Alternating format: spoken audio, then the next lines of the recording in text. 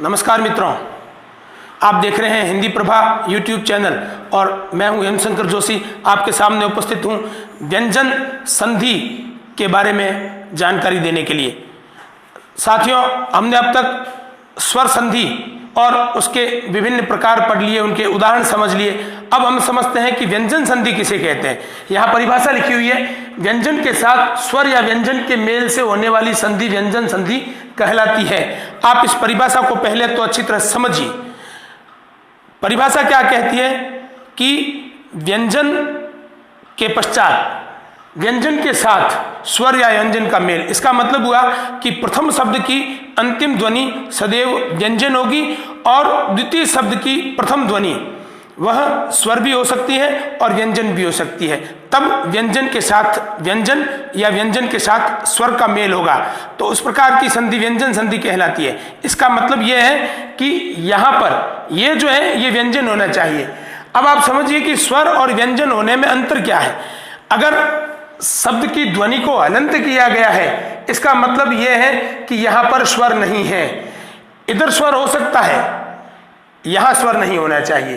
पहले शब्द की अंतिम ध्वनि के रूप में सदैव व्यंजन होना चाहिए, तो वह व्यंजन संधि कहलाती है। यहाँ पर आप देखिए, मैंने दो उदाहरण लिख रखे हैं। इन दोनों उदाहरणों में प्रथम शब्द की अंतिम ध्वनि को हलंत किया गया है, और हलंत करने का मतलब यह है, हल संस्कृत में व्यंजन को कहते हैं। हल अंत, जिसके अंत में व्यंजन हो तो उसको जो है वो हम स्वर नहीं मान सकते, क्योंकि हमने उसको स्वर को उसमें से अलग कर दिया है। तभी इस एक तिरछी लाइन से इसको हमने हलंत किया है। आप उदाहरण से समझिए। मैं आपको बताता हूं कि जैसे मैं यहां पर एक शब्द लिखता हूं, राम और अवतार।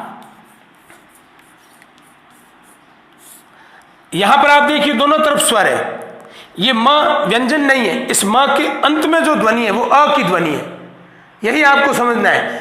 आपने व्यंजन संधि का विच्छेद करते समय इसको हलंत नहीं किया तो गलत हो जाएगी। इसलिए आपको ये ध्यान देना है। बात बहुत छोटी सी है, पर इस छोटी सी बात से अगर छोटी सी भूल हो गई तो वह आपके नंबर काट देगी, और प्रतिस्पर्धा के युग में एक एक नंबर का महत्व है। इसलिए आप इसको समझिए कि ये स्वर है, ये व्यंजन है। यहाँ स्वर है म के अंत में। म तो व्यंजन है, किंतु म के अंत में अ की ध्वनि है, इसलिए म हलंत नहीं है। यहाँ पर हमने त को हलंत किया है। इसका मतलब यह है कि ये विशुद्ध रूप से व्यंजन है, इसमें स्वर नहीं है। स्वर को अलग करने पर ही इसको हलंत किया जाता है। तो यहाँ पर जो संधि होगी वो तो अ और अ की संधि है, और यहाँ पर संधि क और ग की है, त और ई की संधि है।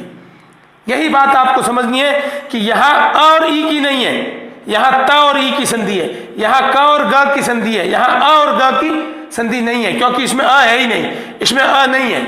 इसमें हलंत करने से ये स्वर रहित हो गया, और यहाँ पर इसके पीछे यहाँ अ है, तो ये अ और अ की संधि है, और ये दोनों मिलकर आ बनेंगे। तो यहाँ पर ये शब्द तो बनेगा रामावतार, क्योंकि यहाँ पर हमने अ और अ को मिलाकर आ बनाया है। इन शब्दों में ऐसा नहीं करना है। यहाँ पर स्वर रहित है, क और ग को मिलाना है, और यहाँ क और ग को मिलाने पर ये क का यहाँ ये ग बन गया, और ये संधि जो हुई वो व्यंजन संधि कहलाती है। यहाँ त के साथ स्वर को मिलाना है। त हलंत है, ई स्वर है, इन दोनों को मिलाएंगे तो त का जो है वो द बनकर, और इस प्रकार से संधि होगी, तो ये व्यंजन संधि कहलाती है। अब आप समझ गए होंगे कि व्यंजन संधि और स्वर संधि का मूलभूत अंतर क्या है। स्वर संधि में प्रथम शब्द की अंतिम ध्वनि और दूसरे शब्द की प्रथम ध्वनि दोनों ही स्वर होती है, और व्यंजन संधि में पहले शब्द की अंतिम ध्वनि हमेशा व्यंजन होती है, और दूसरे शब्द की प्रथम ध्वनि स्वर भी हो सकती है और व्यंजन भी हो सकती है, और इन दोनों से जो मेल होगा उसको हम व्यंजन संधि कहेंगे। अभी इस वीडियो में इतना ही। अगले वीडियो में हम व्यंजन संधि के उदाहरण समझेंगे।